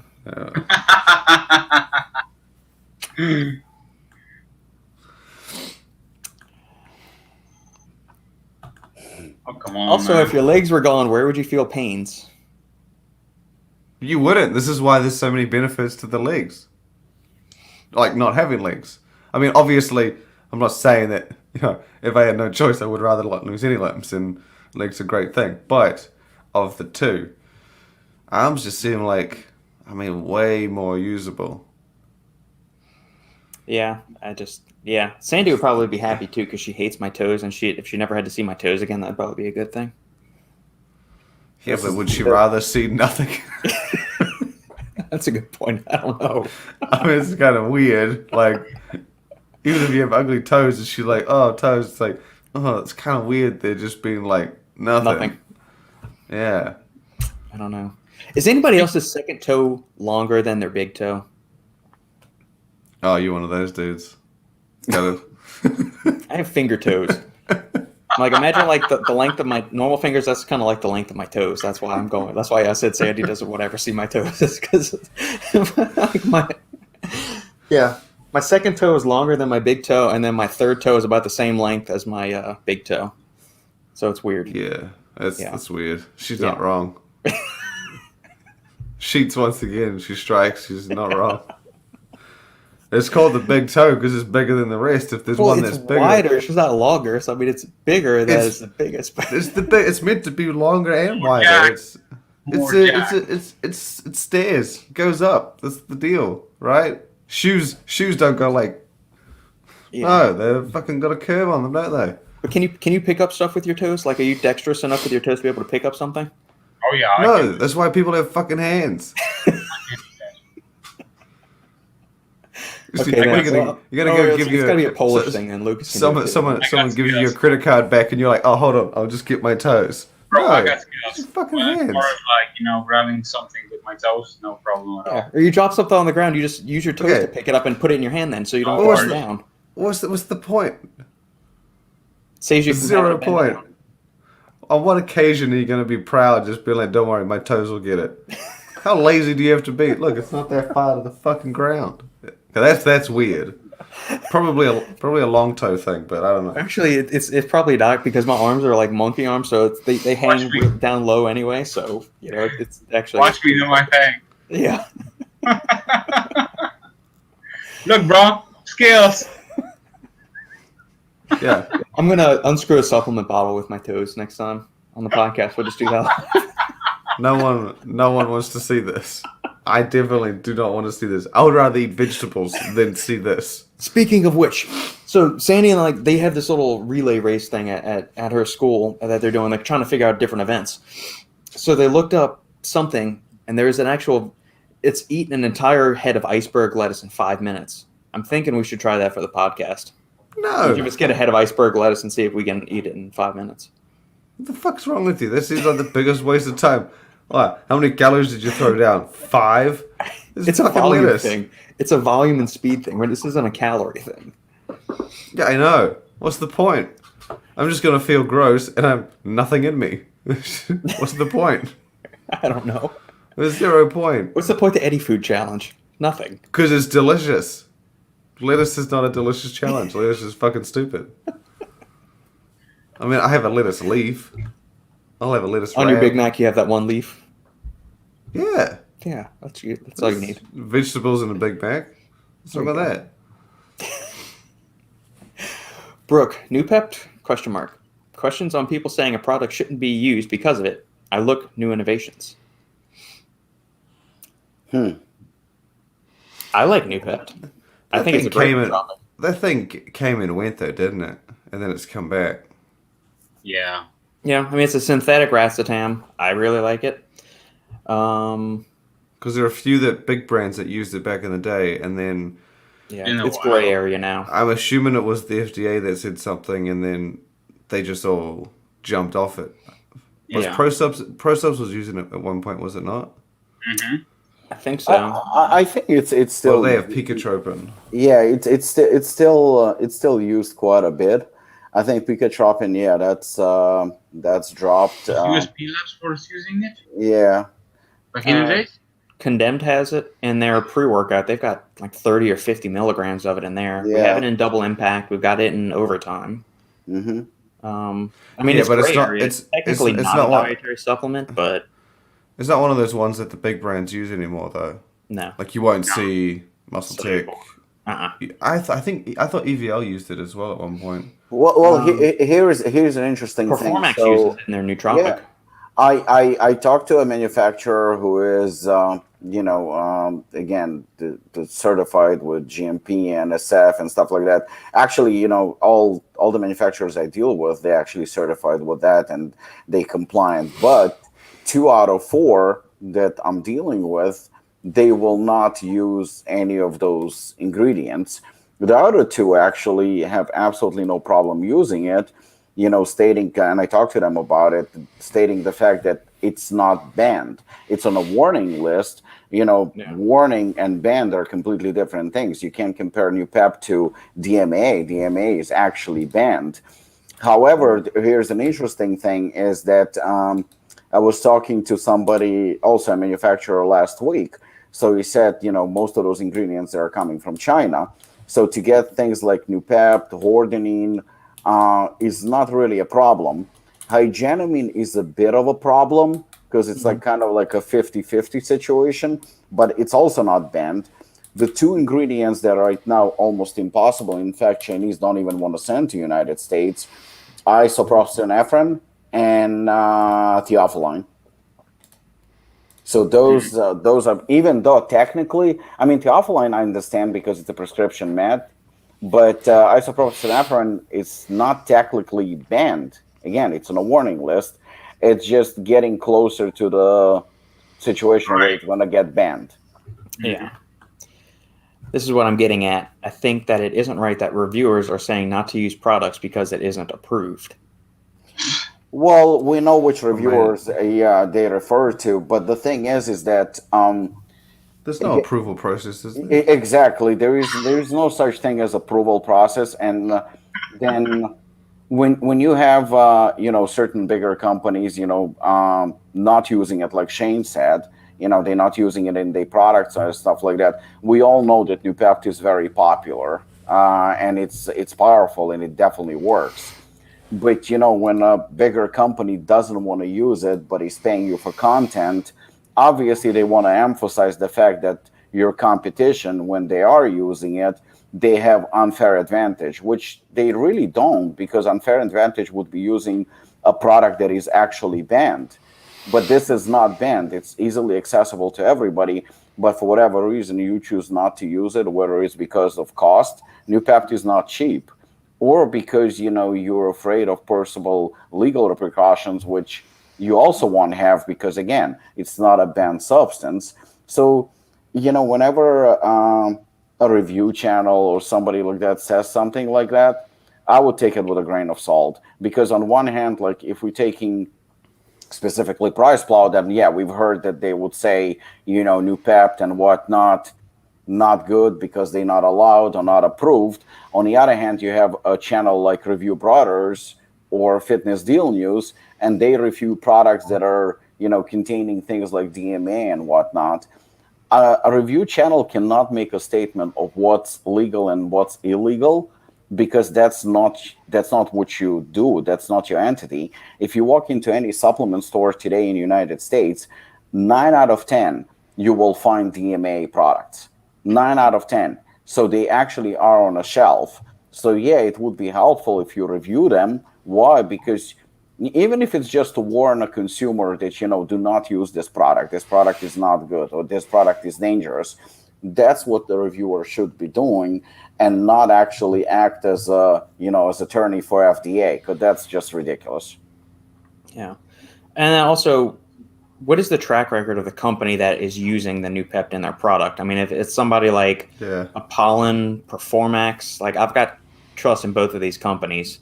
I'm going to use that. If Core Nutritionals decided to put it in their products, they've got a proven track record. I'm going to feel safe using that product if it's got Nupept in there. I mean, you've got to consider the source, then the manufacturing practices of that company, then the contractor manufacturer that they're using for that. So, because you could have a product that says it has Nupept in it, it may not if they're going with a really shitty manufacturer. I mean, Robbie, and there's countless other stories about people that were using contract manufacturer, and you find out, you go get a third-party test and you're getting screwed over, and they're trying to put in like some generic or cheaper form of the ingredient. So always be curious about where which product the Nupept is included in, or what company's producing that. Did you guys saw recent releases as far as like pre-workouts and the ingredients they were used? Who? Osterine, MK677, Rad 140, those kind of things. Pre-workout?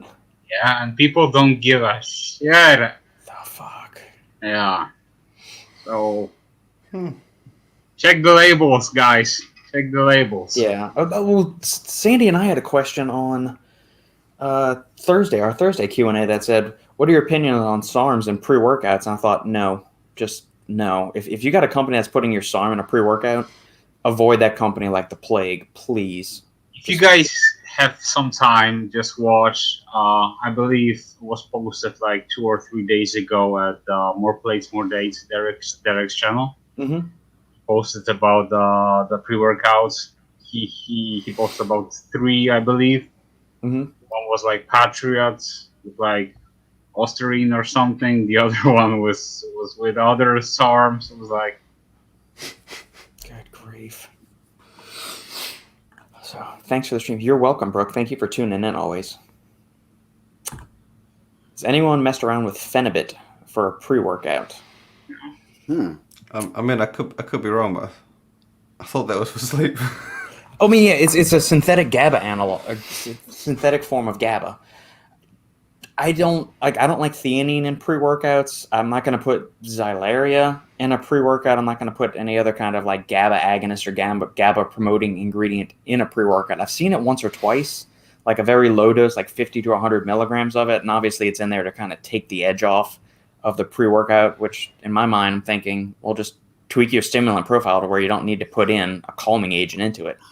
be a little bit smarter with the way you're crafting your stim blend. You know what? can do that. I couldn't agree more with you, because the thing is, and I told you this, I had a conversation with somebody this week regarding me not liking or talking shit about theanine, and I said, you know what? I don't really talk shit about theanine. It's a personal preference that, to me personally, it doesn't make no sense. Like you said, why a calming ingredient, a sleep ingredient, so to speak, would end up in something that's supposed to do the opposite and wake me the fuck up and give me a kick in the ass and push me for a workout. And I've been thinking about it for the past couple of days, and it's exactly what you just said. So when you're preparing a dish, right, and you're putting some sort of spices in your dish, some of us are like mild spicy, and some of us actually like very, very spicy food. Yeah. How do you control it? You control it by putting the amount of spices. Less spice is going to be less spicy. More spice is going to be more spicy, clearly. But you're not going to do and spice the shit out of your food and then put some kind of a different ingredient to make it taste less spicy. That just makes no sense. At least to me, it makes no sense. You know, if you putting 200 milligram of caffeine in your pre-workout, then that's a very, moderate average dose, which is fine. Yeah. I don't see a reason why you would put 500. I mean, clearly, if you put 500, you want a stronger effect. You want something that is a lot stronger for a different market. Yeah. But now you're adding theanine to it to make it feel milder. I mean, just put less caffeine. I mean, problem solved. But again, that's like what makes sense to me. If somebody wants to put theanine in it, that's fine. And, the same with Phenibut. I just don't see a reason for it. And I've seen a pre-workout that had like a good amount of GABA in it, and the pre-workout looked like a kick-ass pre-workout, and I couldn't get my head around it. Like, why do we see GABA in it? Like, I honestly can't justify it for whatever reason. Yeah, it's to take the edge off, and plus Phenibut's got some anti-anxiety benefits as well. So if you have yohimbine in there, maybe, or you just somebody that gets anxious off high doses of caffeine, then it would help smooth that out for those individuals. But then that goes back to me. If you're somebody that already gets anxious off of pre-workouts or just regular caffeine in general, why are you going to take something that requires Phenibut to be put in it in the first place? You shouldn't even be using something that high stim. And I know there's decent research on caffeine and the combination of caffeine and theanine and enhanced measures of cognitive function. And that's fine. I'm not disputing that. There's definitely a good body of evidence on it. Just for me personally, and the way I like to formulate pre-workouts, or just the way I like pre-workouts to kick, I don't want the theanine in there. In a nootropic setting or something like that, yeah, sure, put it in there. Like, I like Cognisurge from Jack Factory. I like Orange Brainwash, Nootropa Max from Performax. All of those have theanine in it, and they're very, very well made and very effective for me, nootropics. But in a pre-workout setting, I don't want theanine in there. It's just two different kind of cognitive states I want to be in. So, Creamy, Shane, I read a whole Reddit forum about how you spent over $200 in shipping for energy drinks. This is just not going to go away. You're famous now, Shane. We got a whole Reddit forum about this. No way is that real. No one. Hey, we don't know. It could be. Creamy is full of shit, but I'll be very surprised. I'll be more happy that it is on Reddit than if it isn't. But no, that's if the question is it true? Fuck yeah, it's true. Just like there was other stuff in there. It wasn't just the energy drinks. So. Like the cool thing. Plus, it's it's the energy drinks that fucking rocket it up. Yeah. And it was close to $300 or $400. Well, New Zealand, so it's 200, Bro, don't get me started. Like sending stuff from our warehouse to like Lukasz will know. Is fucking so expensive. The energy drinks, the cans, it's just ridiculous. It's because the weight doesn't matter too much. It's like if you send a giant block of polystyrene, it'd fucking be expensive because of the size. But the energy drinks bridge that fucking gap by just being bloody heavy. Yeah. It's ridiculous. But you gotta do what you gotta do. I had to try Zoa. I had to, and that was a worthwhile investment. I needed to know. Otherwise I would have been sitting there for the whole year wondering what it tasted like. and not have known. Now I know. Yeah. $400 worth of knowledge. Yep. Last call for questions for everybody that's still tuning in on the live stream. And thank you guys for hanging with us for the 2+ hours that y'all have been with us. Yeah, it's been great. It has. Yeah, Shane, we appreciate you being on early for this week. You know, it meant the world to us. I thought so. Yeah. That just shows how dedicated Shane is to his content. Yes. Yeah. Exactly. Did you catch last week's Final Scoop episode, Shane, with Aaron at Performax? He actually leaked out a whole bunch of details about the something big coming up. He released all the formulas and everything. Yeah, I'm sure he did. He's probably just like, I'm going to need Shane's help on this because he's got a lot. From what I know, he's got a lot coming. So he does. He certainly does. Fernando Raranov. There we go. Do you ever think two companies will ever collaborate? That's already happened. Yeah. Yeah. A couple times. What was the most recent and, one? Black Market. Yeah. There was that little spree where Black Market kind of teamed up with a whole bunch of brands. Mm-hmm. But Inspired was the biggest one. Didn't really see any more after that, but I know that they said it worked well at the time because basically Black Market fans kind of came into Inspired and Inspired fans came into Black Market, and yeah. I mean, it's obviously not common. No. That's cool. I like that kind of interactions. Yeah, but I mean, from the brand side, though, does it benefit you that much? Yeah, man, of course. But, from the consumer standpoint, it's always fun. We should get Muscle Tech and Optimum together for Nitro Gold Standard. Nitro Standard. Plant-based. Yeah. All right, my friends. That'd be awesome. Outstanding. Well, there we go. It's good to have all four of us back together on a Saturday at our normal time after a couple weeks of turmoil. I'm glad we all survived, and we are back on the other side of this thing, ready to rock and roll. I changed my alarm, so every Sunday will go off at the right time now. There we go. That was the fall. Hey, it's all right, man. It's all right. We all have our hiccups. I was puking my brains out last weekend. You slept through your alarm this week, or slept too late to your alarm this week. It happens. So, all right, for the listeners tuning in, thank you all for joining us. If you got any comments, questions, queries, quips for a future episode, post them in the comments below or shoot me an email, thesupplementengineer@gmail.com. Thank you, my friends, and we'll catch you next time on the Final Scoop.